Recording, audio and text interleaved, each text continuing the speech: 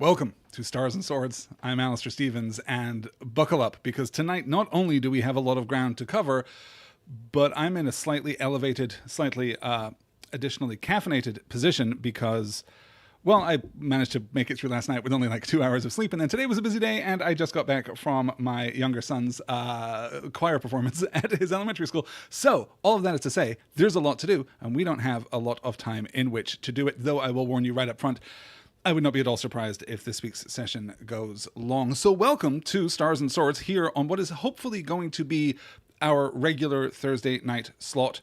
Asterisk, more about that at the end of the show. Let's not waste any more time, shall we? Let's get immediately into it, picking up with Chapter 7. I'm hoping to make it through at least the end of Chapter 10 tonight. That is optimistic, but I'm sure that we can do it together. Let's begin by taking a look at the wreck of the Demeter, and this excerpt, this clipping from the local newspaper, cutting from the Daily Graph, 8th of August, pasted in Mina Murray's journal from a correspondent. Whitby. One of the greatest and suddenest storms on record has just been experienced here, with results both strange and unique. The weather has been somewhat sultry, but not to any degree uncommon in the month of August. Saturday evening was as fine and was ever known, and the great body of holidaymakers laid out yesterday for visits to Mulgrave Woods, Robin Hood's Bay, Rig Mill, Runswick, Staithes, and the various trips in the neighbourhood of Whitby. The steamers Emma and Scarborough made trips up and down the coast, and there was an unusual amount of tripping both to and from Whitby.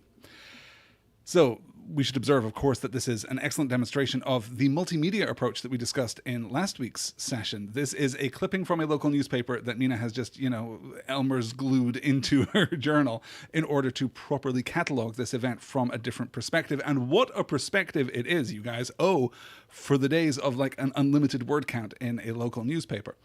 What we're really establishing here, though, is the degree to which the arrival of the Demeter in Whitby is supernatural, which, I've talked in previous episodes about how difficult it can be for a modern reader to look at Dracula without irony, to look at Dracula without an immediate recall of the century of Dracula lore that's existed since Bram Stoker published this book. But even at this point in the novel, we're beginning to layer in these different perspectives, right? There's an emphasis put here on the supernatural quality of the arrival of the Demeter, because to most people, it is still impossible. We are primed. Our core cast might even be to some degree primed, right? There's something in the air already, but this resets us back to a perfectly normal, acceptable, prosaic kind of August here in the North Yorkshire coast.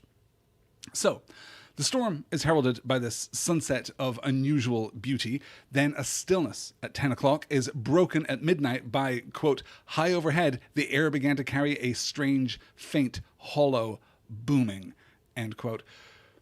And I guess that in my mind, I had always just attributed this to, distant thunder. I'd always just attributed this to the crashing of the waves, perhaps, upon the shore. But that doesn't seem to quite fit either. I'm unsure as to the provenance of this strange hollow booming, though perhaps that will become more clear to us as we move forward. We'll note, too, here the, one of the reasons that we are resetting to this very commonplace state of affairs here in Whitby prior to the storm is so we can explore the interplay between the scientific approach and something more informed, something more otherworldly, something more supernatural, right? The rational discipline of meteorology can't quite cut it here. It can't quite predict this kind of thing. The new searchlight on the East Cliff, as we note during the storm, it pushes back the danger by providing illumination to the other ships as they are seeking shelter from the storm as it crashes to the shore, but it can't quell the power of the wind, right? It is a negotiation between the modern world and the natural world, as we might think of it here, though, of course, it is avowedly a supernatural world in this moment. Miraculously, though, in fact, it's, what is it, mirabile dictu? Again, I'm being caught short on my Latin availability there. Mirabile dictu, marvelous to tell in the text there. The Demeter finds the entrance to the harbour and beaches itself despite, or because of, the dead man lashed to the helm, entwined within the ropes there, a crucifix. It's powerful, punchy, incredible stuff. It's compelling to read.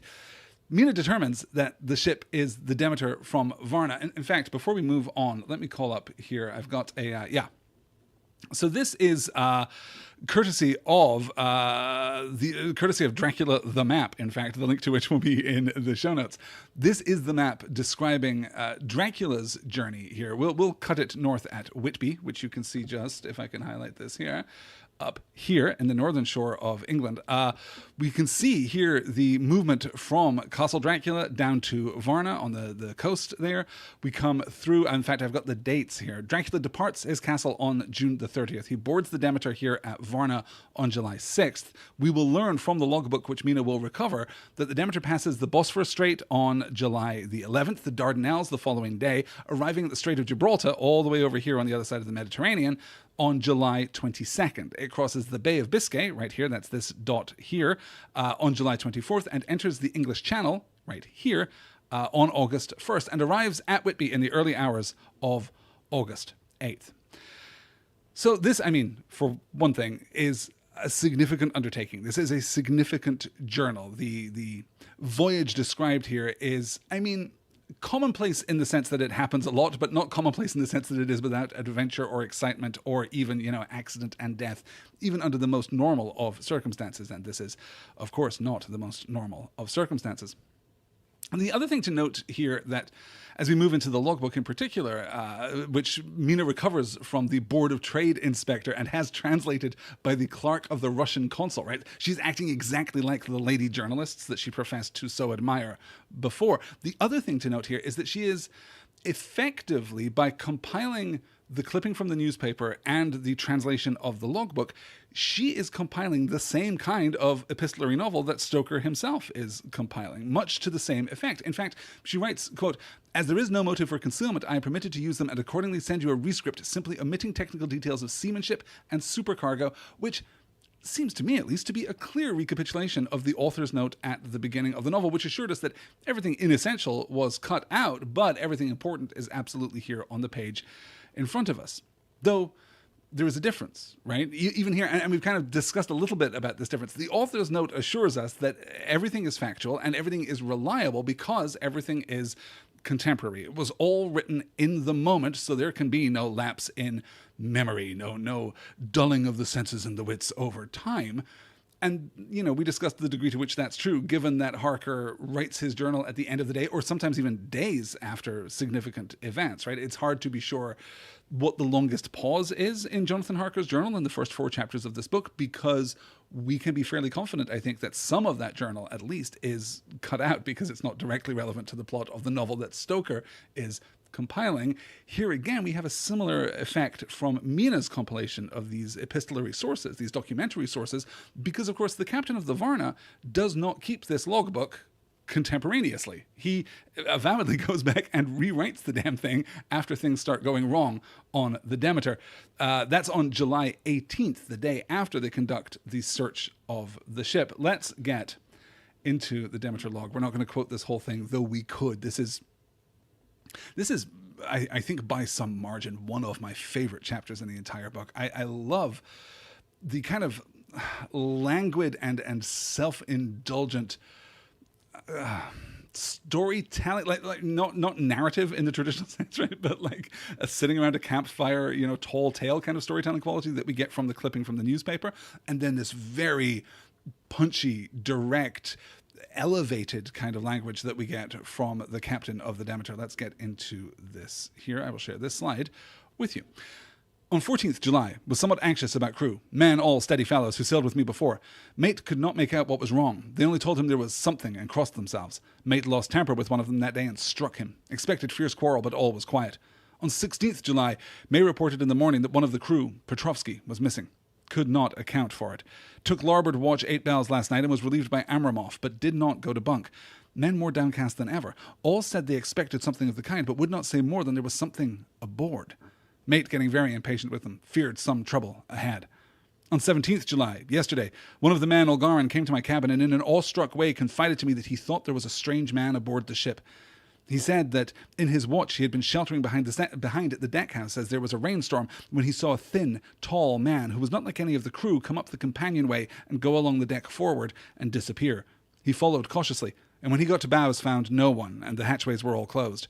He was in a panic of superstitious fear, and I am afraid the panic may spread. To allay it, I shall today search the entire ship carefully, from stem to stern. So again, this is all written after the fact, but we are still able to see the creeping paranoia, right? Something is wrong with the crew. 2 days later, a guy goes missing. And the worst thing about that, the worst thing about Petrovsky disappearing from the ship, is that the crew expected it. They figured something like this was going on. And then the idea that Olgarin could see someone on the ship, a stranger on the ship. It's a really effective bit of storytelling. This, by the way, would be July 17th, would be right when they're in the middle of the Mediterranean Ocean, right? They're a long way from land at this point, which makes I mean, I suppose it doesn't make the glimpse of the strange figure on the deck of the Varna, the deck of the Demeter, excuse me, more suspicious. I think that's always going to be quite suspicious, but it is all the more unusual because they are so far out to sea. So we see the creeping paranoia. We see the shadow falling over the ship, falling over the crew. And it's worth remembering here, too, when we're thinking of the crew of the Varna, that the captain sketches it out for us. 5 hands, 2 mates, a cook, and himself. 9 men in total. And by the time he starts writing his log, one of them has already gone. So what is going on with the first mate? Why is his response different? Later in the log, the captain will report that he fears violence from the first mate. Is there significance to the fact that, as we'll see much later in the excerpt, the crew is Russian, except for the first mate, who is, of course, Romanian? It's difficult to parse exactly what is happening here. Certainly, we can suspect that we have ample proof in this week's reading, as we had really in last week's reading too, particularly with the introduction of Renfield, that the influence of Dracula can be felt across great distances, that there is some malign purpose that affects certain minds more than others. Renfield is peculiarly receptive to the Dracula-ness that is approaching, right? Mr. Swales, too, we could argue, I think quite convincingly, is sensitive to what is coming here. We'll talk a little more about Mr. Swales in just a few slides' time. Let's take a look at the timeline, because that might help us keep straight exactly what happens on the ship here. But it is important, as we move through this, it is important to consider 2 things. What is the effect of Dracula's action aboard this ship? And how are we to interpret it as both readers of the book and as characters within the scene? How does the captain parse what is happening, or try to parse what is happening? We'll briefly cross this then. The 6th of July, Varna, the Demeter departs Varna with the crew of 9. The 16th of July, Petrovsky disappears. 24th of July, another man disappears. 29th of July, the second mate disappears. The 30th of July, 2 more crewmen, which brings us down to 4 in total, including the cook. The 1st of August, the fog begins. The 2nd of August, another crewman disappears. And this gives us a very significant piece of information. Quote, seemingly outside my port, that is, outside the window of my cabin.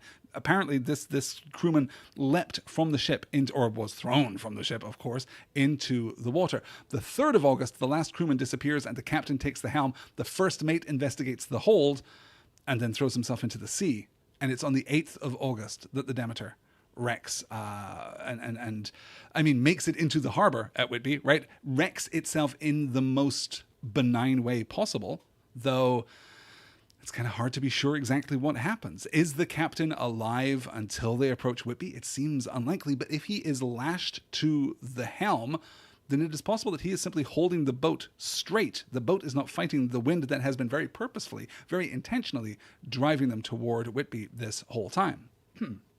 So we make it through all of this, all of the account that we've been given. And it's interesting, I think, excuse me.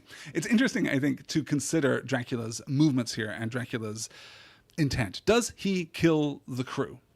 Yes, it seems very likely that he either kills or terrifies the crew into jumping overboard, for sure.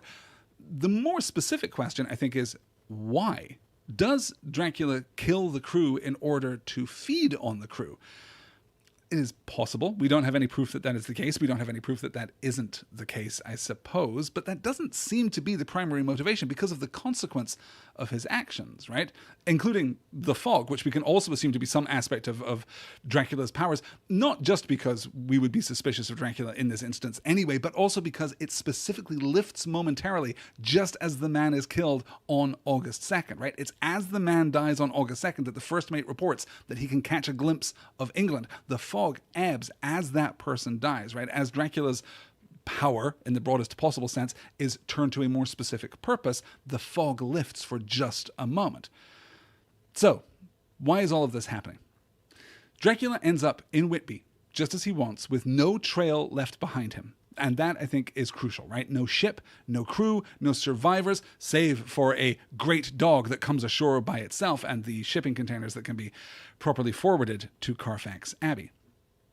My speculation, then, is that this is very much the point. This is the intent. That this isn't just Dracula killing for food or Dracula killing for sport. That rather what we're seeing here is a careful plan that removes any taint of suspicion at all from him, right? From these boxes that are going to be delivered to Carfax.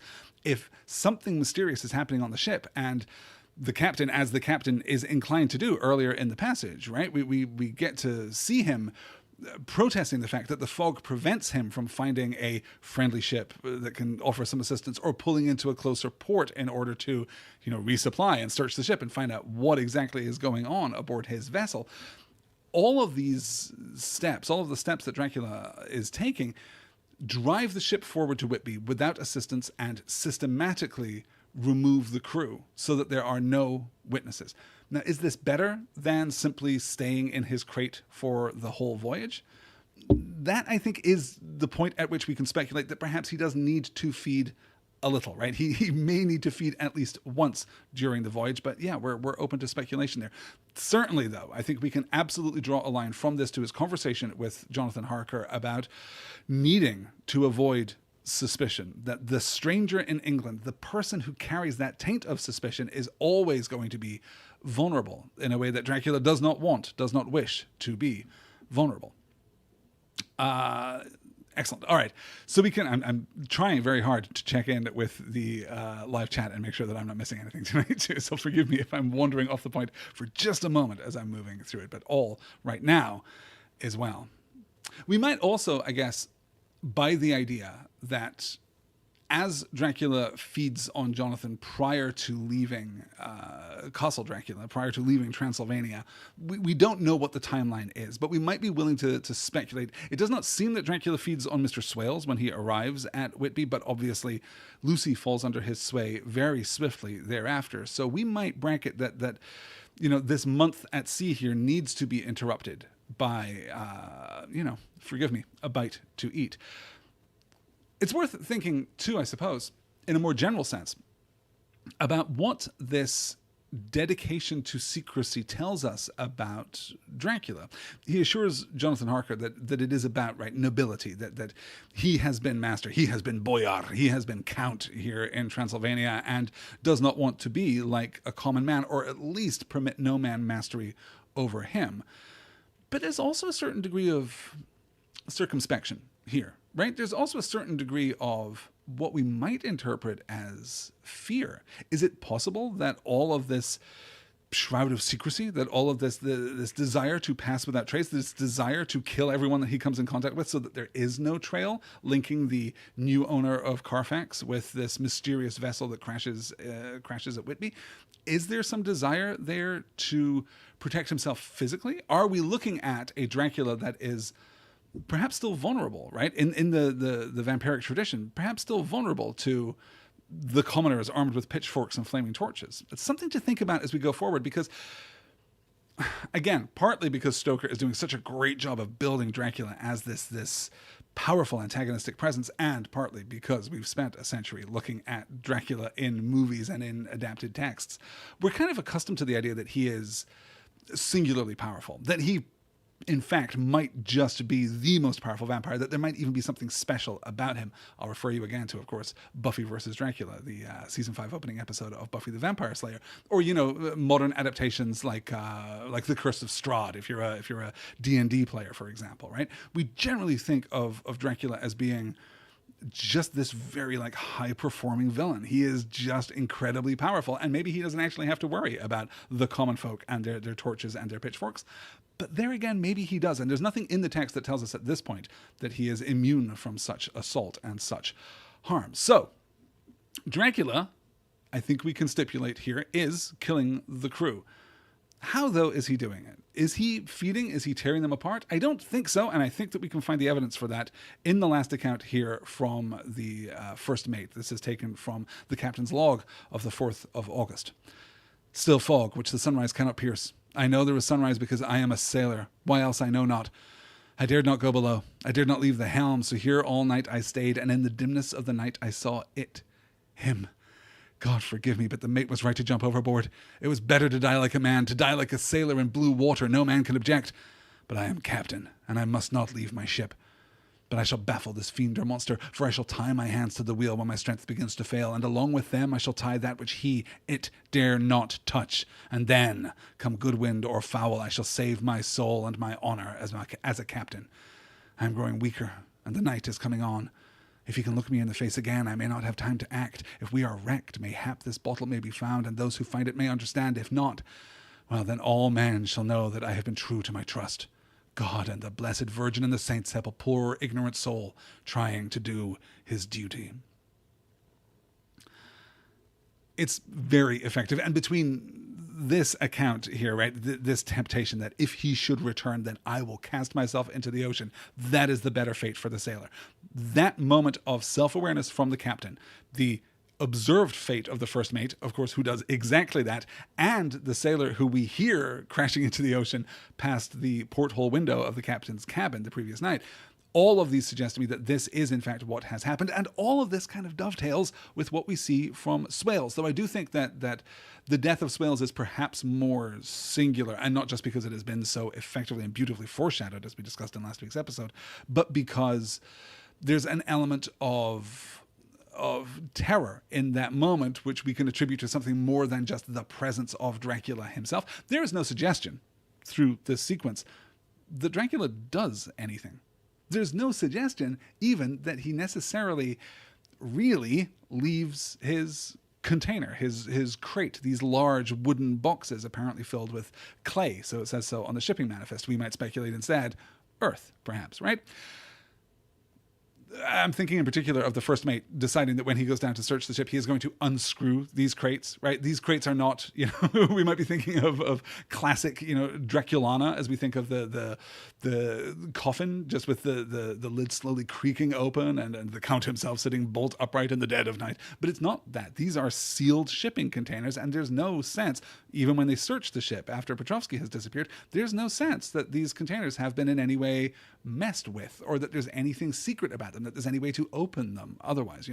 Here we're seeing, I think, proof, actual textual proof of Dracula's ability to be where he ought not to be. And we can interpret that as an ability to pass wraith-like through the bounds of the boxes, right? Perhaps there is he can turn himself to mist, as in your D&D vampires, and can transit through the gaps in the crates, or he can simply appear where he is not. Either of these things is perhaps true. I'm thinking too of the locked hatches after he's seen on the deck of the Demeter. All of the hatches were locked, but still the figure disappeared. Well, did he disappear and relock the hatches behind him? Did he pass into mist or into some non-corporeal form and sink through the deck of the boat? Or is there something kind of, astral projection about his ability to appear where he is not really? All in all, this is, I think, a knockout little short story. I think the accelerating horror of it, particularly this last account of the captain, right? The last two accounts, really, where it's just him and the first mate, and he is holding to the helm there as the first mate goes below, and we see the consequence of that. And then this fearful clinging to duty, right? Duty, again, a form of work that kind of elevates these men, right? I think there's a significant difference to be found in the pages of this book between the way that we treat the common folk of Romania in the first 4 chapters, but really just in the first chapter, right? Although I guess we get the visitors to Castle Dracula too. The way that we treat those common folk, those credulous, ignorant, uninformed common folk with whom Jonathan Harker is patient but is also fundamentally condescending, right? There's a difference between the way that they are depicted in the text and the way that these sailors are depicted, and I don't just think it's a product of the authorial voice. I don't just think that it is the captain of the Demeter recognizing the nobility and the valor and the heroism and the work of these fine men aboard his vessel. I think that it's something to do with this notion of work. I think it's something to do with this notion of a calling, a profession, a task at which one excels. That seems to be something which distinguishes these, particularly with this focus here on work at the end. It's really effective. The ascent into desperation right here at the end really works for me. So, one more. Yeah, I guess the other thing to think about there when we're talking about work, right? When we're talking about the way that these men are kind of elevated out of their situation, the way that they are ennobled by their dedication to work, is the way that work allays their fears as they are progressing on their journey, right? We get a couple of instances where, well, things were just really hard on the ship for a few days and everyone had to work really, really hard, and actually that made things better. We weren't so scared. We weren't so worried. Nobody disappeared. Everything's kind of going fine as long as we're working too hard to be fearful. Again, this idea that not only is work virtuous, not only is work noble, but it is also recuperative, right? It also heals in its way. From there, we continue with Mina's account. We'll note the restlessness of Lucy, who is now dressing herself in the night and trying to leave, probably fine. Again, for the benefit of the timeline, we will note that Mina first notes Lucy's sleepwalking, describing it there as an old habit, on July 26th, and then describes her as being more excitable than ever in her entry of August 6th. So again, if we are going to credit Lucy's restlessness, and particularly her nocturnal wanderings, to Dracula's influence, then we have to remember that as far as Mina knows, these events are happening while Dracula himself, I guess not even as far as Mina knows, right? Mina does not draw this connection between the two. As far as we know, Lucy is beginning to sleepwalk while Dracula is in a crate aboard the Demeter crossing the Bay of Biscay in terrible weather, right? That is what is actually happening when Lucy again starts to sleepwalk. That's important. It's critical, I think, to keep this timeline. And you know what? We're going to get to the most powerful moment of exposition. We're going to get to the most powerful illustration of why the timeline in Dracula is important within the span of tonight's reading. So we'll get to all of that very soon. We have the funeral of the Russian sailors on August 10th here in Whitby, and Mina notes the death of Mr. Swales, who, as I mentioned, is atop the East Cliff, is there in the churchyard, right, where the tombstones are, and he's struck by some great terror, tumbles backwards, and breaks his neck. This is the death that we spent so much time on in last week's session, right? This is the death that he not foretold, the death not that he prophesied, but the death that he saw and felt and smelt coming at him out of the storm. This is exactly what he was looking at as he was discussing the imminence of his own death with Mina. And, you know, we might speculate, what is it that killed him?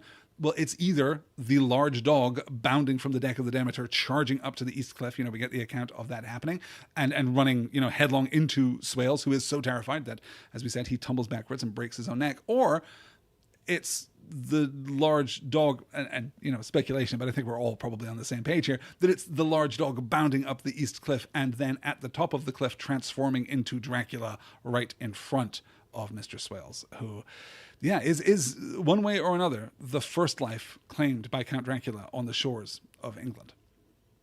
So chapter 8, let's get to chapter 8.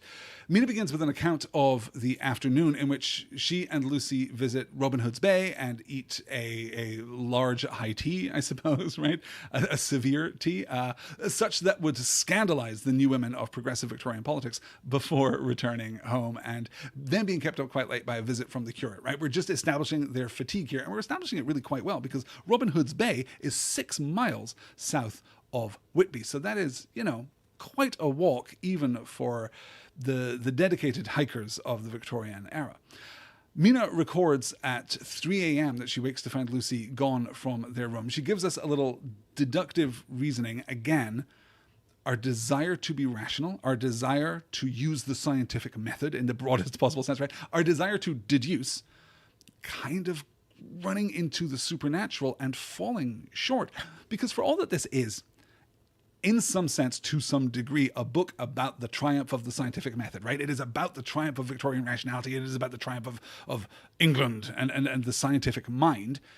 We see here that it's not simple. It's not a straightforward victory. It's not, paper beats rock. It's something much more complex than that, particularly when you aren't aware of what is happening in the first instance. When you lack the necessary information to properly apply your scientific method, then you are going to be lost. You are going to make incorrect choices. You're going to leap to incorrect conclusions. We're definitely going to see that specifically with Van Helsing later in tonight's reading. But we get some of that here as Mina decides, oh, well, Lucy isn't dressed, so she can't possibly have gone far.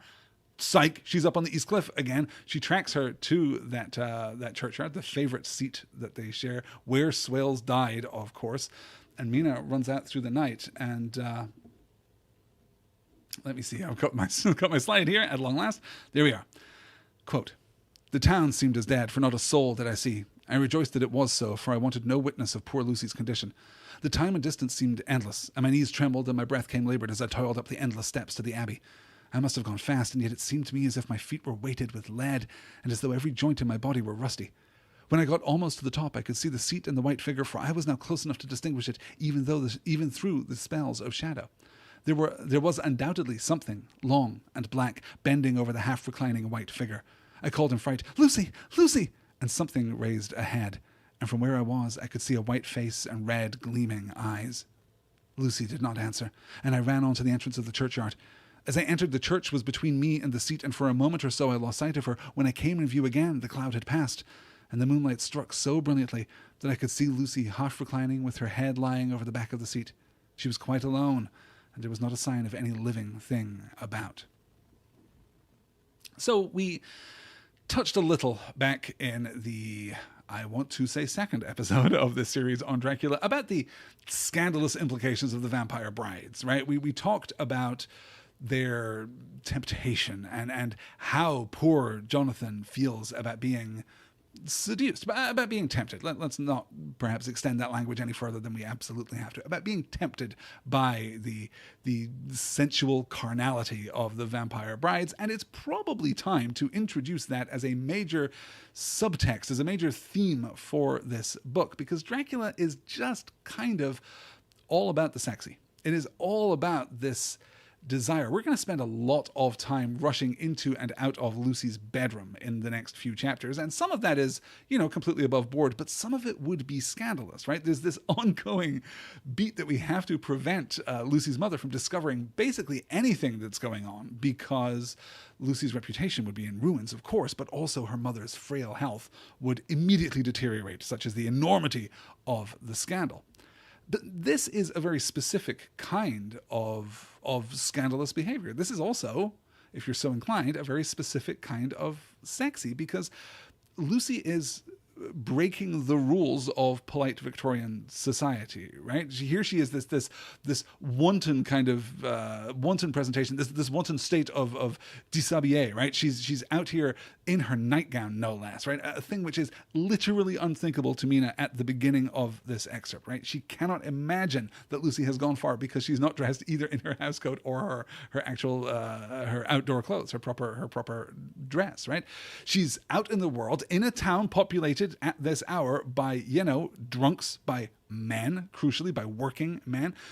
So we're getting all of this idea that the threshold that is being crossed here is not just one of personal safety, right? It's not just one of I don't know, a kind of privacy on the one hand and a kind of security on the other. That the violation that is happening here is more fundamental. She is being, in a sense, in a way, stripped bare in front of the town, right? Not literally bare and not literally in front of the town and not literally stripped, but in effect, all of those things are true. And it's the crossing of that line. It's the the dragging of Lucy into a world that is not her own world that gives Mina such pause here. That's what Mina is so concerned with. That is why Mina wraps the shawl around her. That is why Mina takes the shoes from her own feet and puts them onto Lucy's feet. And then, kind of semi-bafflingly, right, to the modern reader, but in a way that makes absolute sense for the Victorian reader, she pauses while leading Lucy home. Lucy, who is frozen and in God knows what kind of state, right? She's leading Lucy home, and she pauses to step in a muddy puddle and cover her bare feet with mud so that if she were spied from a distance, it wouldn't look like she were barefoot. Right? These are the things that we're protecting. This kind of social acceptability, this kind of Victorian sense of what is permissible and what is not. These are the things that we are protecting here, because that is what distinguishes Lucy in particular, at the beginning of this sequence in particular, from the vampire brides, right?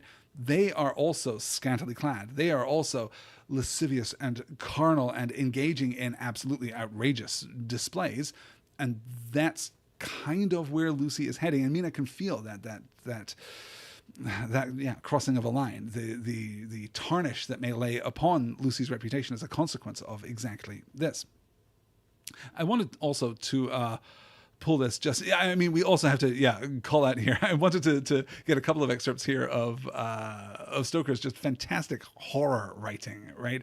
I think this is so beautifully effective. There was undoubtedly something long and black bending over the half-reclining white figure, right? The way that the moon and the shadow are in war here, they are in conflict over what is revealed and what is concealed as we approach Lucy on the East Cliff. The idea of this stark white, right? This sharp white light reflected from the moon and the deep, deep inky blacks of the shadows, right? It's this chiaroscuric effect of all or nothing. There is white and there is black and there is nothing in between, except, crucially, there is something in between, because there is the black figure and there is the white figure, but there are also the red eyes, which hauntingly hang in the air, not unlike the little pinpricks of blood, which Mina will later observe on Lucy's neck. It's this fantastic kind of use of color and clash that I think Stoker does really beautifully with. Actually, I want to call, in fact, another slide here just so we can look more carefully at Stoker's horror writing, right? Lucy sitting up in bed. 13th August. This is from Mina's journal, of course. Quote, 13th August. Another quiet day, and to bed with the key on my wrist as before. Again, I woke in the night and found Lucy sitting up in bed, still asleep, pointing to the window. I got up quietly, and pulling aside the blind, looked out. It was brilliant moonlight, and the soft effect of the light over the sea and the sky, merged together in one great silent mystery, was beautiful beyond words. Between me and the moonlight flitted a great bat, coming and going in great whirling circles. Once or twice it came quite close, but was, I suppose, frightened at seeing me, and flitted away across the harbour toward the abbey. When I came back from the window, Lucy had lain down again and was sleeping peacefully. She did not stir again all night. And this idea of waking in the night, Mina's a little sensitive about Lucy and about what might be happening in the night. She has the key to the room bound to her wrist so that Lucy can't actually get out. Imagine waking in the night. And this is, as we mentioned recently talking about Castle Dracula, of course, this is pre-electric light. Like, the nights are dark. They are pitch black. Until she opens the curtains, I have no idea how much light is even in the room. But Mina wakes in the night, looks over to Lucy, and Lucy is upright in bed, pointing at the window. I find that enormously chilling. I frankly find that much more chilling, much more disturbing in a kind of... this is where the epistolary novel, which I've referred to as a kind of found footage medium, right? This is where it crashes into like paranormal activity. It's this kind of, oh, you shouldn't be doing that. There's something incongruous about the very simple and straightforward thing that is happening here, and I do not like it. It is out of place, right? It is out of step. It is wrong in a deep way, and I find that much more personally upsetting than the bat flitting around outside, though, of course. As readers of Dracula, we know that there is more to determine there. So the next day, we get effectively the same beats, right? They return to the East Cliff. They witness a dark figure with glowing red eyes, which Mina attributes to this flicker of sunset light. And if this is indeed Dracula, rather than a vision of Dracula that exists only in a vision of Dracula that exists only in Mina's mind, right? Like some kind of moment of foreknowledge, some kind of clairvoyance, I suppose, some kind of glimpse of something that isn't really there. If Dracula is really there, if it's not just in Mina's head, if it's not just an apparition caused by Dracula himself, right? We might think of this ability to appear where he is not. But if this is really him, corporeally, physically, then this is another example of this version of Dracula, this root version of Dracula, kind of having a much more casual relationship with sunlight, kind of having a much more casual relationship with daylight and being out in the world. That night, Lucy is at the window with the bat. Again, the next day, Mina learns that Lucy's mother, Mrs. Westenra, will soon die. This is what kind of locks off the other side of this conflict. She can't just go for help. She cannot just ask for assistance here. She kind of has to undertake the care for Lucy on her own, or at least with the help of Arthur, because he wants to marry Lucy as soon as possible, we're told. Now, it seems clear here, by the way, that the window just is not locked. There's no point during the sequence where Lucy is prevented from being exposed to the outside world through the window. And I think that there's an interesting idea, or at least until Van Helsing interacts directly with the windows and seals them tight. There's an interesting idea here about what safe spaces are, right? The idea that we can leave a safe space into danger. That makes sense, right? We've seen Lucy do that. We've seen Mina follow after her. That kind of makes sense, right? She has left behind the civil and she has gone out into the wild, but we're much less concerned, I think, much less open to the possibility that the wild can interrupt the civil, right? The bat can come to the window and drink from Lucy. That doesn't seem to cross Mina's mind in the same way. I find that fascinating, and I do think that it speaks to this belief in the unconquerable security of the Victorian way of life, right? Well, we've done all the things, right? The door is the egress from the room, and we have locked that. Therefore, we are safe. There's nothing about the outside, right? There's nothing about the unknown that can come into our world without our consent, which is, again, something that we can consider when we're thinking about the ways that invitations are used, both here in the pages of Dracula and, by extension, in the greater vampire, canon. We simply must have spent so much time. I really do love these sequences, though, is the problem. So let's cross some of this material as quickly as we can, but continue to press on nonetheless. Yes, good. Okay. We then get the exchange of letters. Let me come back to you here. We then get the exchange of letters and money. This is just this very brief kind of interregnum here. The exchange of letters and money to assure the delivery of the Transylvanian crates from the wreck, the shell of the Demeter to Carfax. This is also where we get the repeated detail that Carfax is in Essex, in Purfleet, in fact, so barely in Essex. It is less than 20 miles from the heart of London. It is closer to London than, Pip's home in Kent back in the pages of Great Expectations. It's an even shorter walk from Carfax into the heart of the greatest city in the world, or I guess to put that less subjectively, the most populous city in the world. London is the largest city in the world during this period. This brief intermission then, which I again think is just beautifully written. This is followed by a better day for Lucy and her own account of the night that she went to the East Cliff. And this is good stuff.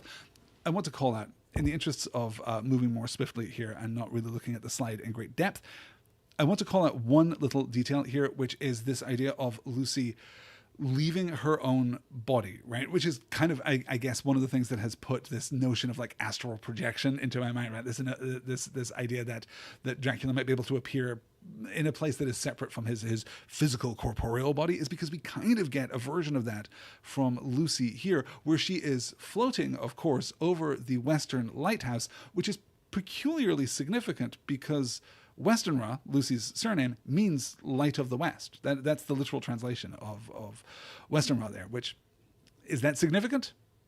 Who can say for sure? Probably not, but it is a fascinating detail nonetheless.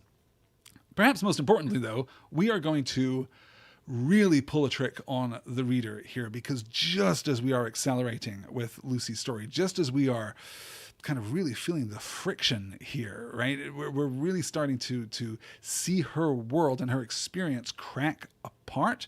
The book is going to pull a wild swing the book is going to reintroduce Jonathan Harker, who we have every reason to believe, as contemporary readers, is gone, right? There's no reason to believe that we are ever going to see Jonathan Harker again, save for the inclusion of his journal pages at the beginning of this compiled document, the novel that we're reading. It's so effective, I think, to have this letter from Budapest concerning Jonathan's state of being. It's a really fascinating turn, and one that, it's another one of these examples, right? It's another thing that in 2024, we just know. If you've never read Dracula, you kind of know that Jonathan Harker's in it all the way through. You kind of know that he's a very significant character, and you may be expecting, probably not this, honestly, probably not a letter from a Catholic sister at the Hospital of St. Joseph and St. Mary in Budapest, but you'd expect something. You'd expect him to show up maybe in the second act, to just kind of, all grizzled, and now he's got like a scar over one eye and a 5-day growth of beard, and he's here to, I don't know, demonstrate the one technique that can safely kill a Dracula. I don't know. But it is a fascinating swing for Stoker here, and a very effective bit of storytelling. We find out, of course, that Harker has been laid up in Budapest with a brain fever, right? Which is this kind of Victorian catch-all term for any kind of consequence of emotional trauma, right? If you've been through a difficult time and you're reeling from that, if you are kind of knocked out, if you are suffering from what we in the modern world would describe as emotional, physical, or mental trauma, then that's a brain fever. That's a brain fever is what you've got. From there, we are back with John Seward and with Renfield. It's August 19th, which isn't just the day that Mina gets news of Jonathan, but it is also, we might speculate, and this is important, the day at which the crates arrive at Carfax. That seems to be the most likely day. If we look at the dates of the correspondence between the solicitor and the shipping company, right? We can probably speculate that this is the same day. So Mina gets her letter from Jonathan. The crates arrive at Carfax, and we get this account from Seward here. And I guess another thing that we might not know if we are contemporary readers, because even reading it this time, I'm surprised that it's not revealed. I'm surprised that we don't get a nod to it until this point, because Renfield escapes from the sanatorium. This is what I'm alluding to here. Renfield manages to escape and flees to the neighboring estate of Carfax. It turns out that Seward's sanatorium, Seward's hospital for the infirm here, is also in Purfleet, Essex, and is right next door, in fact, to where Dracula is. Let's take a look at the slide that we have here and take a look at Seward's account. Quote, I ran back at once, told the watchman to get 3 or 4 men immediately and follow me to the grounds of Carfax in case our friend might be dangerous. I got a ladder myself and, crossing the wall, dropped down on the other side. I could see Renfield's figure just disappearing behind the angle of the house, so I ran after him. On the far side of the house, I found him pressed close against the old iron-bound oak door of the chapel. He was talking, apparently to someone, but I am afraid to go near enough to hear what he was saying, lest I might frighten him and he should run off. Chasing an errant swarm of bees is nothing to following a naked lunatic when the fit of escaping is upon him. After a few minutes, however, I could see that he did not take note of anything around him, and so ventured to draw nearer to him, the more so as my men now crossed the wall and were closing him in. I heard him say, quote, I am here to do your bidding, master. I am your slave, and you will reward me, for I shall be faithful. I have worshipped you long and afar off. Now that you are near, I await your commands, and you will not pass me by, will you, dear master, in your distribution of good things? End quote. One of my favorite moments here is Seward assuming, I mean fairly, that Renfield is just a selfish man negotiating with Jesus, right? He is, after all, at the chapel door. He is appealing to this distant master, and the master has returned. And he's thinking, Seward intuits, Seward assumes, I guess, he's thinking here of, as Seward says, loaves and fishes, right? He's kind of making this bargain of service to the returning Christ. Is that what Renfield thinks? Or is that what Seward thinks Renfield thinks is happening? Is that how he is parsing this behavior? That seems to be where Seward is coming down in his judgment of what it is that Renfield is doing.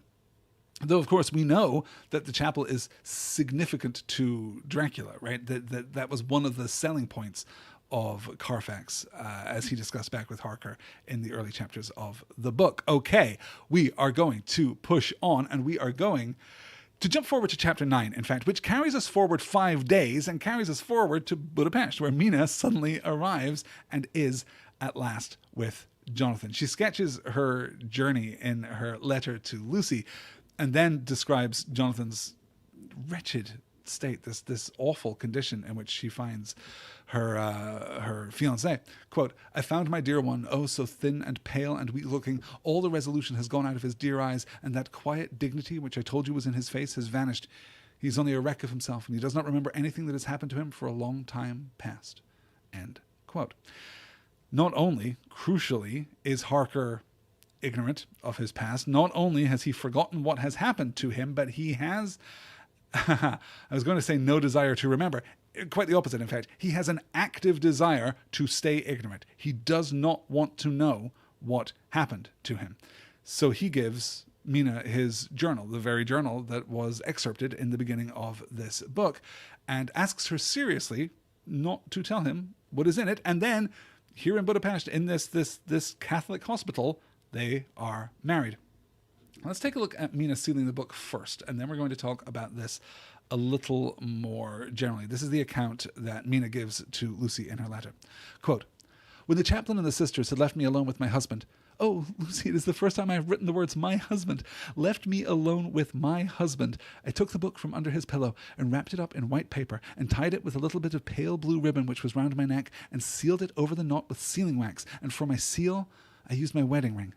Then I kissed it and showed it to my husband and told him that I would keep it so, and that it would be an outward and visible sign for us all our lives that we trusted each other, that I would never open it unless it were for his own dear sake or the sake of some stern duty. Then he took my hand in his, and oh, Lucy, it was the first time he took his wife's hand, and said that it was the dearest thing in all the wide world, and that he would go through all the past again to win it if need be. The poor dear meant to have said a part of the past, but he cannot think of time yet, and I shall not wonder if at first he mixes up not only the month, but the year." Little ambiguous note there at the end, right? What does Harker mean? Is he cognizant? Does he mean what he says there, that he would go through all the past to arrive at this moment again, all of the turmoil, which he has, quote unquote, forgotten? Is he really ignorant of what has been? Or is there still the memory of those days, weeks, in fact, lurking within him? We're going to get a pretty clear answer to that question in the chapters to come. But for now, we're already kind of suggesting that his amnesia here is more of a, well, not a ploy, right? Because that suggests like duplicity. It's not a ploy. It is a strategy, a necessity, right? It is a conscious or subconscious or unconscious act. It is the choice to choose to forget so that he can begin to heal instead. So there's a couple of interesting things about how lovely this is right now, how sweet this is, how genuine Mina is. I love the reiteration here. Oh, Lucy, it's the first time I've written the words, my husband. Oh, Lucy, it was the first time he took his wife's hand. It's very sweet and genuine and loving. And I do think that this is the passage where really for the first time we get a strong sense of how good Mina and Jonathan might be as a couple. I think this is the first moment at which we're really struck by the authenticity and the sincerity and the magnitude of the love that they feel for one another. But there's a couple of other interesting things here happening just under the surface, not just this willing, eager, intentional ignorance of the past on the part of Jonathan, which he extends to Mina too, right? Which we must acknowledge is kind of at odds with her lady journalist desire, right? With her documentary desire, with her keeping of notes. This is not the Mina that went and recovered the logbook from the Demeter and got it translated by the clerk at the Russian consul. This is something very different. This is a Mina who is being, again, I need to choose my words so carefully, right? Not coerced, is choosing at the request of her husband to keep, to stay in the dark, to keep this information secret and shrouded, unless some compelling reason that's to do with him motivates her to break that seal, or some other stern duty, right? Even here, Mina, the modern woman, Mina, the working woman, is providing this little asterisk of, well, maybe something could happen. Maybe something could compel me to break the promise that I have made here at this moment. The other thing that's really significant here, and is a much more kind of deep and subtle manifestation of a thematic movement in the novel, a real intentional thematic movement in the novel, is that Jonathan Harker, our good Anglican who was so nervous of the crucifix in the first place back in the beginning of this novel, has just been married in a Catholic hospital. And moreover, the sealing of the wax with Mina's wedding ring, right? This outward and visible sign echoes the Catholic catechism. We are, in part consciously and in part unconsciously, slipping away from kind of good Victorian Protestant Anglicanism toward Catholicism. And this isn't terribly unusual at the time, right? Oscar Wilde, who is, as we mentioned before, Stoker's, kind of, I was going to say lifelong friend, which is overstating it, but lifelong acquaintance and occasional friend, right? He has this deathbed conversion to Catholicism, at the moment of his death, thus deathbed.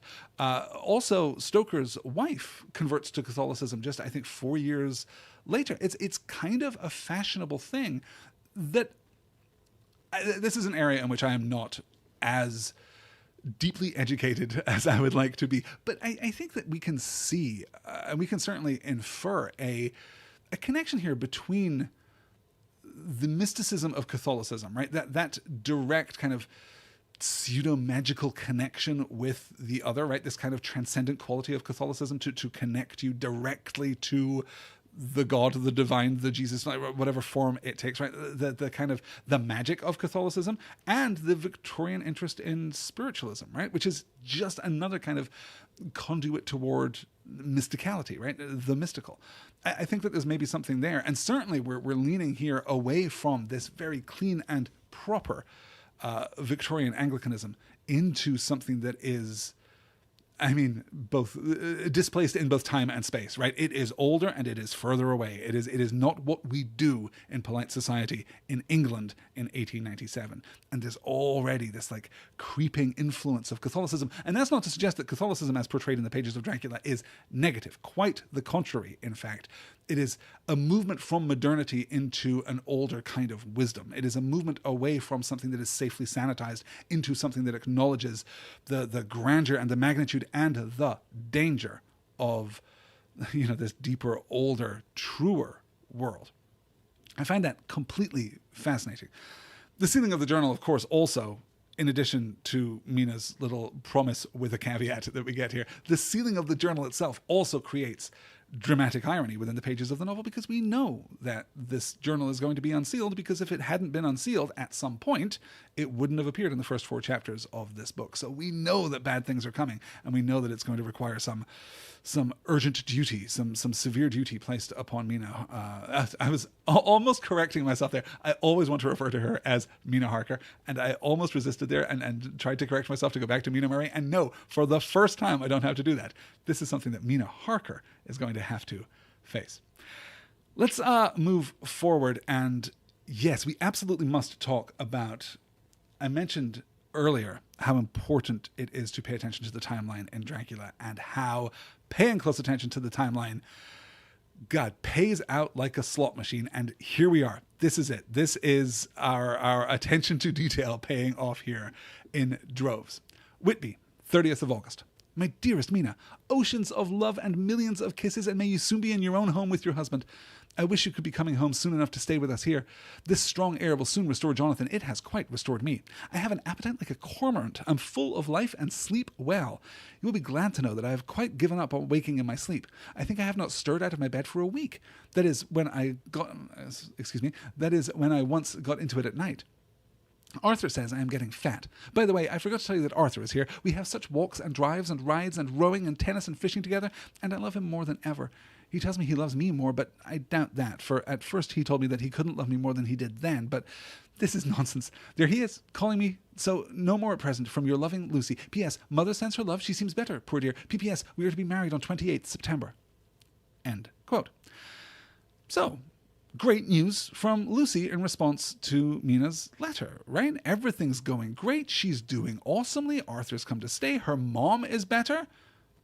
Wait, her mom is bad? Because we were pretty sure that the condition of Lucy's mother was terminal, in fact. And the tone of this letter seems a little off, right? It's certainly brighter than what we've had from Lucy recently, though we haven't had anything in Lucy's voice directly for a little while. We're about to get something in Lucy's voice in just a moment. But this doesn't completely sound like the letters that we saw from Lucy earlier, right? Very clipped language, or relatively clipped language. Where are the em dashes? Where are the exclamation points? Where are the run-on sentences? Is this a letter from Lucy? We'll segue out of this to consider a brief intermission here with Seward and Renfield, right? We get this darkly comic interlude where Seward creates this opportunity for Renfield to once again escape and be followed. Then he returns to his papers to note, oh, well, that didn't work. Hey, maybe Renfield's more chill than we thought, and is then interrupted by the news that Renfield has escaped again. A really nice bit of timing in a very kind of forced and structural way, right? It's a really lovely bit of, I don't know, comically leveraging the structure of the form itself, leveraging the form itself, in fact, to create this comic interruption. Renfield has escaped, again, though he has returned to Carfax and the chapel door. Once more, Seward gives chase. He sees a large bat, ominous against the moon, uncomfortably kind of set in its purpose and in its direction. And then Renfield immediately gives in and returns to Seward's care, and all of that is just fine. From there, though, we cut out to Lucy's diary, which reads like the letter she previously sent to Mina. She's now at Hillingham, a house in Hampstead Heath in London, and we're going to note these dates, because she writes these diary entries on the 24th and the 25th of August, despite the fact that the letter she wrote to Mina from Whitby was dated the 30th of August. So forget for a moment tone, right? Forget for a moment interpretation, forget for a moment the idea that Lucy may be putting on a brave face, or maybe just telling Mina what she wants Mina to hear. Perhaps she doesn't want Mina to be fretting or to be fearful. Perhaps she just wants to say, hey, congratulations on getting married, such a terribly long way from home. Hang out with your husband. Everything's going to be great. I hope that Jonathan's feeling better. Everything here, by the way, completely peachy. Everything here, completely good. Even if we set aside all of that, we're still in a situation where Lucy has written a letter to Mina on the 30th of August from Whitby, when she is no longer in Whitby and has not been in Whitby for a week. This is incompatible with our understanding of the novel. There is, within the text, no explanation for this entire letter, in fact, right? It is such a weird...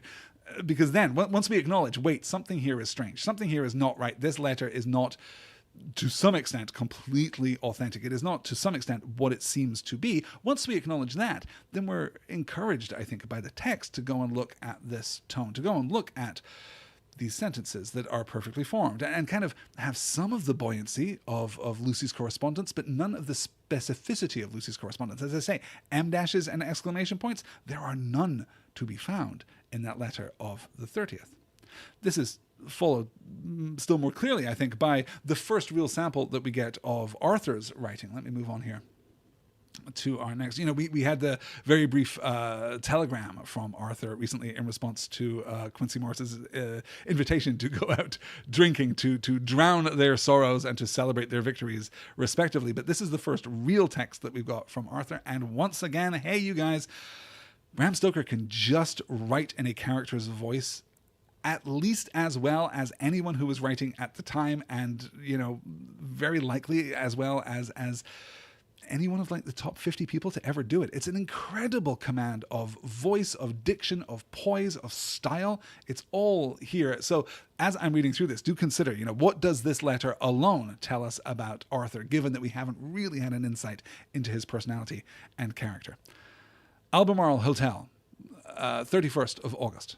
My dear Jack, I want you to do me a favor. Lucy is ill. That is, she has no special disease, but she looks awful and is getting worse every day. I have asked her if there is any cause. I do not dare to ask her mother, for to disturb the poor lady's mind about her daughter and her present state of health would be fatal. Mrs. Westenra has confided to me that her doom is spoken, disease of the heart, though poor Lucy does not know it yet. I am sure that there is something preying on my dear girl's mind. I am almost distracted when I think of her. To look at her gives me a pang. I told her I should ask to see her, and though she demurred at first, I know why, old friend, she finally consented. It will be a painful task for you, I know, old friend, but I'm sorry, I think I got lost there in that quote. I told her I should ask you to see her, and though she demurred at first, I know why, old friend. She finally consented. It would be a painful task for you, I know, old friend, but it is for her sake, and I must not hesitate to ask, or you to act.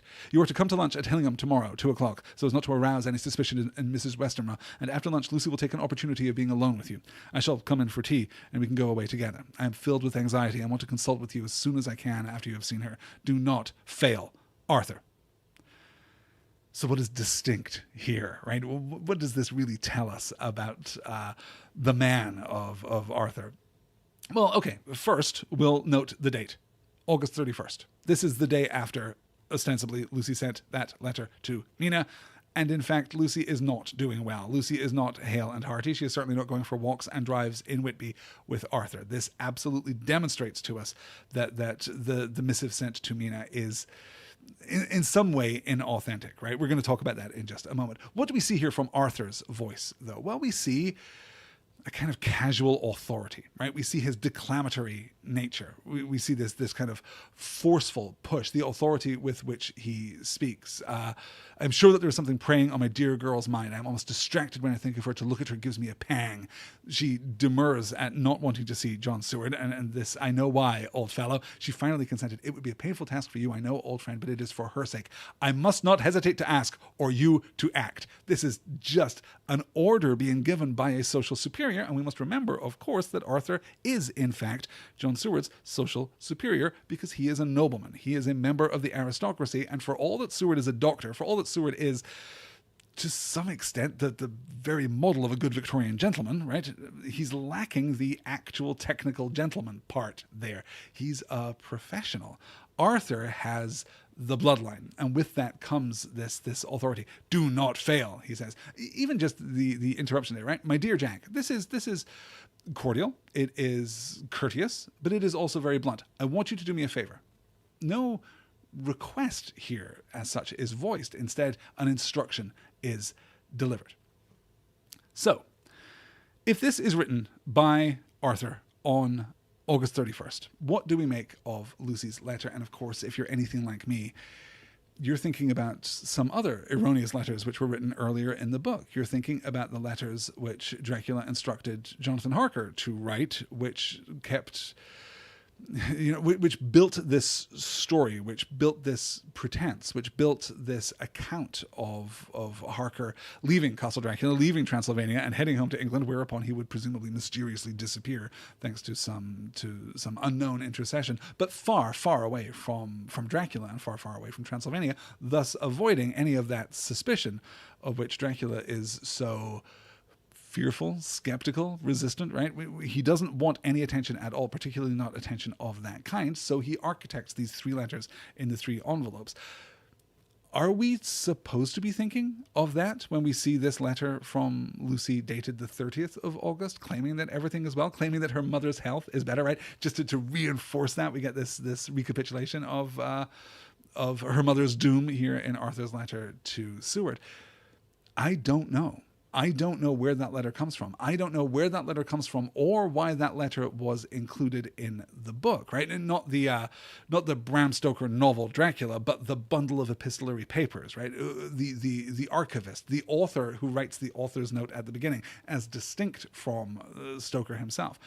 I don't know why that letter is included, except that it presumably fulfills the criteria laid out for us by the author's note at the beginning of the book, that it is contemporaneous, that it is honest, that it is straightforward, and that it gives us a necessary detail. What is Stoker doing here, right?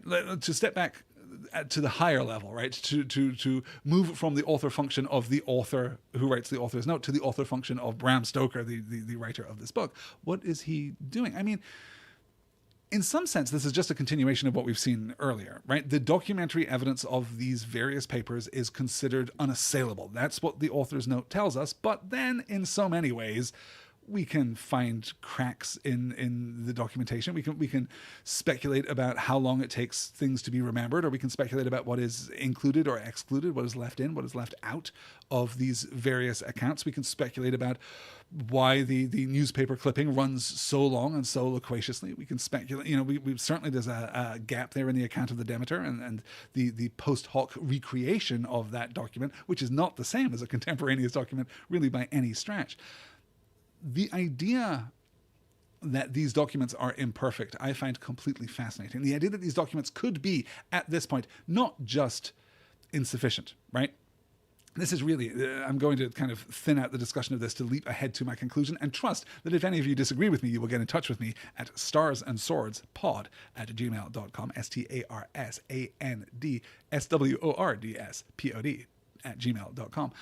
You can get in touch there and let me know what you think about this. But this is my reading, right? This is the first time that we have had a letter that actively lies to us. Not the acknowledgement of a letter that exists within the fictional world intended to lie to another character, but this is one that is oriented toward us. So we now have to start questioning the things that we read, even if previously we have not. Even if as good Victorians, right, we have kind of taken on the reassurance of like journalistic integrity, right? We respect these marbled ornate walls of the Fourth Estate, and we understand that these documents are unimpeachable in their source, in their collation, in their kind of robust inclusivity. Even if we assume that all of that is true, we are now being lied to by a document in this book, and therefore we have to start questioning every document that we read. That's the reward for paying close attention to the timeline. That's the reward for reading the book as carefully as we are reading the book. I'm now well past my hour, and we're going to push on because that's what we do. It's not always what we do, but it is what we're going to do this week for as long as my voice can hold out. The follow-up to Arthur's letter to John Seward, of course, is a telegram saying that Arthur cannot, in fact, meet with Seward and Lucy the following day. He has to go and tend to his ailing father, so Seward goes to Lucy by himself. And we then follow up with a letter, right? That gives us the excuse here to fabricate a documentary trail between these two men, because otherwise they would go to Lucy together and presumably have a conversation and not write any of it down, and then we, the readers, would be left bereft. We wouldn't have an account of what had happened here. We'd have to fabricate some reason for one or the other of them to write to someone else, some other third party, Quincy Morris, perhaps, at this stage. Instead, though, because they are separate, they can write back and forth to one another and give the accounting of what is discovered. Seward here exercising his scientific process, right? He's really doing the Mina Murray here. He's kind of deducing from the available evidence to try and determine what is going on, and that is insufficient. He is coming up just as empty as Mina did when she tried to do the same thing. So he calls upon his friend, Dr. Abraham Van Helsing, to come study Lucy, and after this extended introduction, this extended recommendation of Van Helsing, we finally get the voice of the man himself. 2nd September. My good friend, when I received your letter, I was already coming to you. By good fortune, I can leave just at once, without wrong to any of those who have trusted me. Were fortune other, then it were bad for those who have trusted. For I come to my friend when he call me to aid those he holds dear. Tell your friend that when that time you sucked from my wound so swiftly the poison of the gangrene from the knife that our other friend, too nervous, let slip, you did more for him than he wants my aids, and you call for them than all his great fortune could do. But it is pleasure added to do for him your friend. It is to you that I come. Have then rooms for me at the Great Eastern Hotel, that I may be near at hand, and please it so arranged that we may see the young lady not too late on tomorrow, for it is likely that I have to return here that night. But if need be, I shall come again in 3 days, and stay longer if must. Till then, goodbye, my friend John Van Helsing. And if Dracula has a slightly idiosyncratic delivery of the English language, is slightly less comfortable with idiom, with syntax, with, just the basic modes of communication that these fine Victorian Englishmen enjoy so effortlessly, then Van Helsing is something else entirely. Again, to commend Stoker, I love the way that Van Helsing is written, because it's not... Well, okay, let me not blanket that with a complete declaration here. To me, it sits just on the right side of affectionate, I suppose, respectful, I suppose, is really the word that I'm looking for, right? Stoker, to me, is not making fun of Van Helsing in the way that he's even like a little bit making fun of Mr. Swales, as we discussed last week, right? Where the mutilation of the English language there by the Yorkshire dialect is so complete that it's actually impenetrable. Here, it may take us a moment to puzzle it out, but most of it is not more arcane than Dracula's, to know not is to care not for. Van Helsing is giving us something that's kind of within a similar spectrum, I think, but is just a little more, maybe just one step more removed, right? I stumbled over that as I was reading it, obviously, because it is not immediately transparent to the reading eye where the stresses should go. Tell your friend that when that time you suck from my wound so swiftly the poison of the gangrene from that knife that our other friend too nervous let slip. Good Lord! What are we to make of that? That is why Seward and Van Helsing are such good friends. This one time they were hanging out with another dude who let slip a knife that wounded Van Helsing, and Seward sucked out the gangrenous poison from the wound. This is not, how fine and educated gentlemen behave, or at least not how we consider fine Victorian gentlemen to behave. This is something else. This is still a period in which, and we're going to see a little more of this as we move into greater depictions of Van Helsing as we move forward, but this is still a period in which to be a scientist is to be something of a natural philosopher and something of a gentleman adventurer, right? There's still a kind of robust, pulpy two-fistedness going on in terms of scientific inquiry, right? Scientific inquiry is dangerous, particularly a kind of worldly scientific inquiry. It's difficult to travel. It's difficult to go from Amsterdam to London and back again, and then back again 3 days later, right? It's doable. The infrastructure, the transport infrastructure for that exists, but it's not trivial. It's not simple. It's not as simple as it is today. And I'm going to say, not that simple even today. I still feel like that would be a pretty arduous task.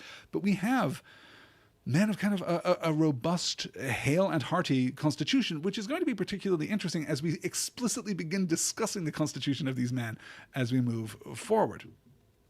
So, we have the study of Lucy. I'm looking to see how many of these slides I can cull, but we must do... Okay, we're going to do one more. Yeah, okay, we'll do one more. Just looking at the time, considering the strength of my voice, we're going to do one more and just sink into it a little bit here. We have the study of Lucy. We have a certain amount of back and forth between Seward and Arthur. Renfield, meanwhile, gives up on his consumption of flies altogether, believing that he has been abandoned by his master. We'll circle back to that again in the future. We then conclude this chapter with the volley of telegrams from Seward to Van Helsing in Amsterdam on the 4th of September. Lucy is better. On the 5th, better still. And on the 6th, takes a turn for the worse, a dramatic turn for the worse, and Van Helsing is summoned. This leads us into chapter 10, which opens with the brief letter to Arthur from Seward reassuring him about Van Helsing, and then a long conversation with Van Helsing himself, in which Van Helsing counsels Seward to be careful, to be thoughtful, to be attentive, to be painstaking, to take notes, to trust in his knowledge more than his memory, because memory is fallible and knowledge is not. This is surprising, I think, to the modern reader who might be anticipating a Van Helsing who is much more skeptical of the scientific method, right? Who is much more skeptical of the staid and Victorian approach that Dr. Seward is taking, but quite the contrary. Van Helsing is a scientist. He is possessed of exactly the same kind of rationality that so elevates the leads of this novel, right? We respect the rationality of Harker and of Mina and of Seward and absolutely of Van Helsing. The difference between Seward and Van Helsing, well, there are two differences, right? The one is confidence. Van Helsing simply asserts more fully and more directly what must be done. He has a greater faith in John Seward than Seward has in himself, it would seem, right? That's where all of this like reassurance and kind of the recapitulation of the scientific creed comes from, right? Study, take notes, use knowledge, don't use memory, don't rely on memory. Like, let us use things which are objective, let us use things that can be confirmed. So he has that confidence, but he also has this broader, deeper reservoir of knowledge. He simply knows more. He's simply managed to unfold more of the world beyond the safe confines of Victorian London into his schematic, into his diagrammatic approach to the universe, into his way of understanding the world. He can fit, and will, ultimately, vampires into his rational scientific worldview, right? He's not I don't know what's the version of this that you would see most often would be like some kind of some wizardly figure, right? Some probably appropriative shamanistic figure kind of coming out. No, I have the ancient knowledge. Your science will not help you here. That is not what Van Helsing is doing. He's saying no, science is absolutely right. I just know more than you do. That's all it is. And it turns out, of course, that he's largely right, though we'll get to how that plays out in the at this point, weeks and months to come, I'm sure. Yes. Okay. So let's get to the manifestation, I think, to some degree, of that scientific approach that Van Helsing has here. This is the transfusion. Van Helsing and I were shown to Lucy's room. If I was shocked that I saw her yesterday, if I was shocked when I saw her yesterday, I was horrified when I saw her today. She was ghastly, chalkily pale. The red seemed to have gone even from her lips and gums, and the bones of her face stood out prominently. Her breathing was painful to see or hear. Van Helsing's face grew set as marble, and his eyebrows converged till they almost touched over his nose. Lucy lay motionless, and did not seem to have the strength to speak. So for a while we were all silent. Then Van Helsing beckoned to me, and we went gently out of the room. The instant we had closed the door, he stopped quickly along the passage to the next door, which was open. Then he pulled me quickly in with him and closed the door. "My God," he said, "this is dreadful. This is no time to be lost. She will die for sheer want of blood to keep the heart's action as it should be. There must be a transfusion of blood at once. Is it you or me?" I am younger and stronger, Professor. It must be me." "Then get ready at once. I will bring up my bag. I am prepared." So, 3 particularly interesting things to note here, I suppose, besides the physical deterioration of Lucy Westenra. First, note the coming together of Van Helsing's eyebrows over his nose, which for a moment echoes the first physical description that we got of Dracula all the way back in Transylvania. Secondly, the optimism, the faith in Victorian science and in the transfusion of blood.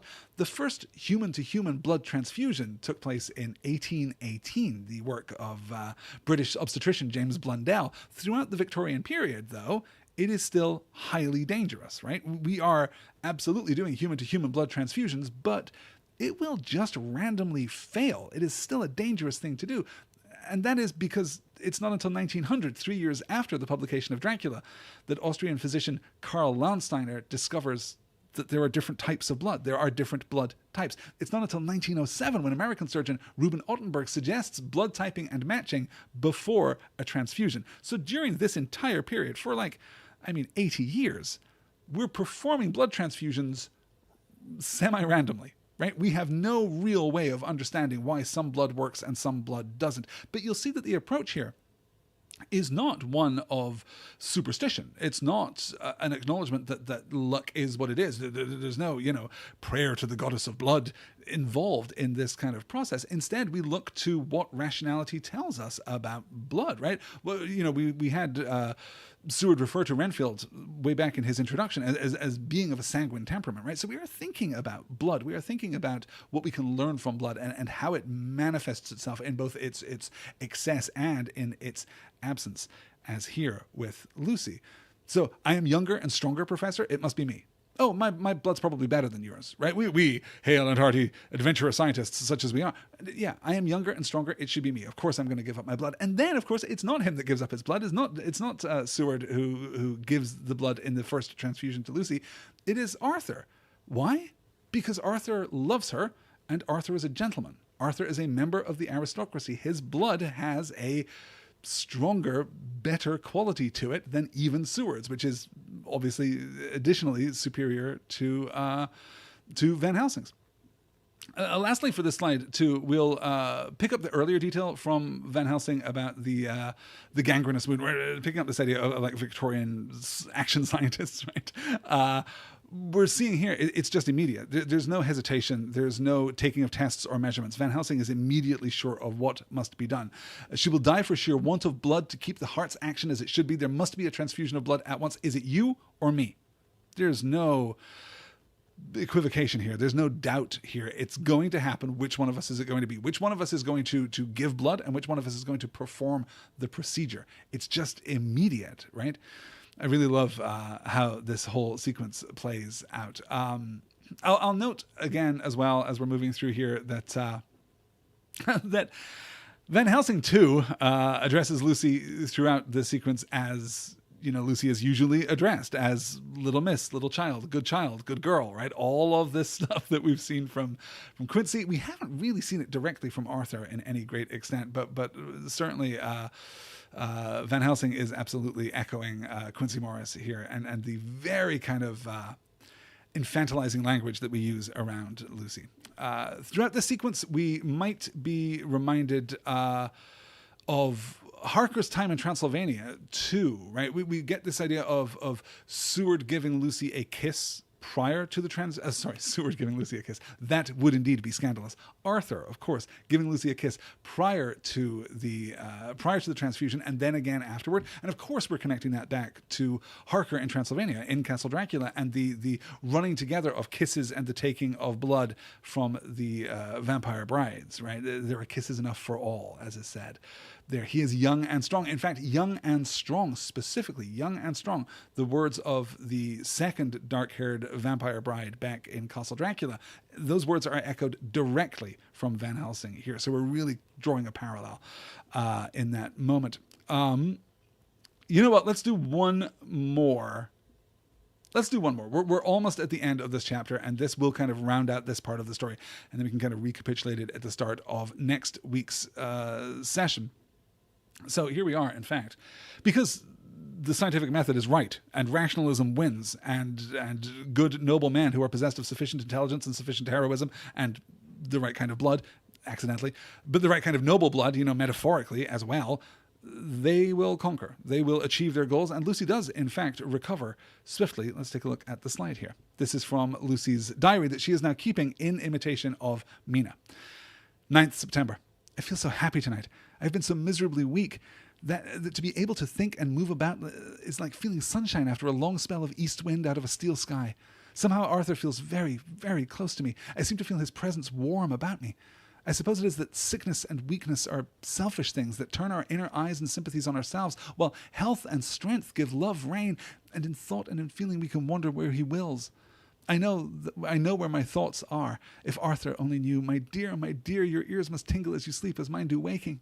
Oh, the blissful rest of last night. How I slept with that dear, good Dr. Seward watching me. And tonight I shall not fear to sleep, since he is close at hand and within call. Thank everybody for being so good to me. Thank God. Good night, Arthur. End quote. So here again, right, we're getting some of that like magical thinking about, magical to the modern mind, magical thinking here in 2024, but absolutely rational thinking there in 1897 about the nature of blood. Of course, Lucy can feel Arthur mysteriously, almost mystically around her because she's carrying his blood within her, right? That we're not really, I think, supposed to feel anything untoward there, and we're certainly not supposed to think as readers of the book that Lucy is wrong or deluded or that there's something untoward happening. This just feels like a natural consequence of the transfusion itself and of the giving of that blood and the restoration of Lucy, right? This return to health, right? To be able to think and move about is like feeling sunshine after a long spell of east wind out of a steel sky. She's suddenly feeling herself again. And then we get this metaphor here too.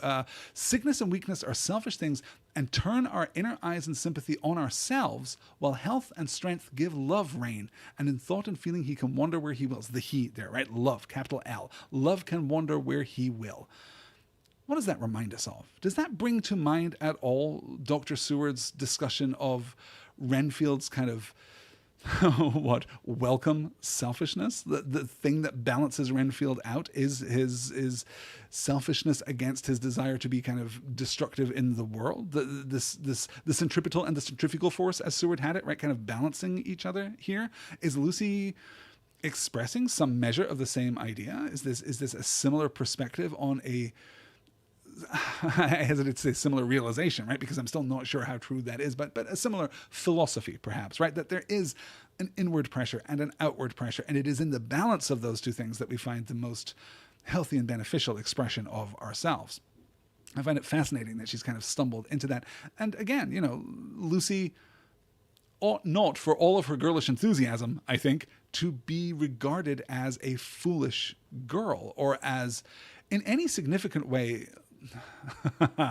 again, to pause, in any significant way less intelligent than the other characters in the book, except in the way that women are somewhat less intelligent than men, right? It's not a level playing field, let's be honest, to the Victorian mind, and that's, kind of gross. But at least we can see that Lucy is to be respected for what wit she has, which is considerable, right? As it should be, because of course she has been taught by Mina Murray. Let's wrap up there with Lucy feeling somewhat better, because we're going to repeat this, right? We're going to loop a couple of times here. We're going to return to find that Lucy's state has deteriorated, and then Seward's going to give her the transfusion. And then we're going to return to find that it's deteriorated again, and we're going to introduce the garlic flowers and all that means. But this takes us almost entirely to the end of chapter 10. So I have not quite made it through everything that I wanted to do, but we're now at an hour and a half, and I think that is probably going to do it for tonight. As I said at the beginning of the show, Thursday, I think we're going to give Thursday a trial run as our regular broadcast evening. And if you would like to join me for the next broadcast of Stars and Swords, watch how carefully I phrase this, you guys, then you can head on over to patreon.com/nextword, where you can follow for free. If you don't have the resources to pledge your support to Next Word right now, I totally get it. The world is on fire. I understand where we're all coming from. It's fine. But the live broadcast link is posted on the Patreon page every week, even if you follow for free. You don't have to give any money at all to get access to that live broadcast link. So head on over to patreon.com/nextword, do your little sign-in dance that you do there on the Patreon page. Follow Next Word, and you will receive every week that link to this live YouTube broadcast, so you can come and hang out in the chat, and we can, discover this book together. And presumably other books at some point if I ever make it through the pages of Dracula. All of that said, next Thursday, is Thanksgiving here in the US, so that's not going to work out because I plan on being somewhat relaxed by the time that we get to 8 p.m. Central next Thursday. I'm planning on, maybe having a small glass of brandy and a slice of pecan pie at the end of a very long day. So instead, I think we're going to try for next Tuesday. Do stay tuned. The best way to keep up with the live broadcast link is to head on over to the Patreon page, patreon.com/nextword. Follow for free, or better yet, pledge your support. Send me a couple bucks a month so I can continue making these podcasts and continue, I guess, running at 90 minutes. I have the fearful conclusion. I have the fearful concern at this point that having now broken the seal on a 90-minute episode of Stars and Swords, that I'm going to kind of default to this length. I'm going to try not to. I do want to try and keep it down to 60, but hey, this is too much fun to move too quickly. With all that said, let's wrap up here. Thank you so much for listening. Thank you so much for all of your support. Thank you so much for leaving ratings and reviews on the podcast. And thank you so much for telling friends that Stars and Swords is the place to be. As always, if we are wrecked, mayhap this bottle may be found, and those who find it may understand. If not, well, then all men shall know that I have been true to my trust. God and the Blessed Virgin and the saints help a poor ignorant soul trying to do his duty. Thanks for listening. Good night.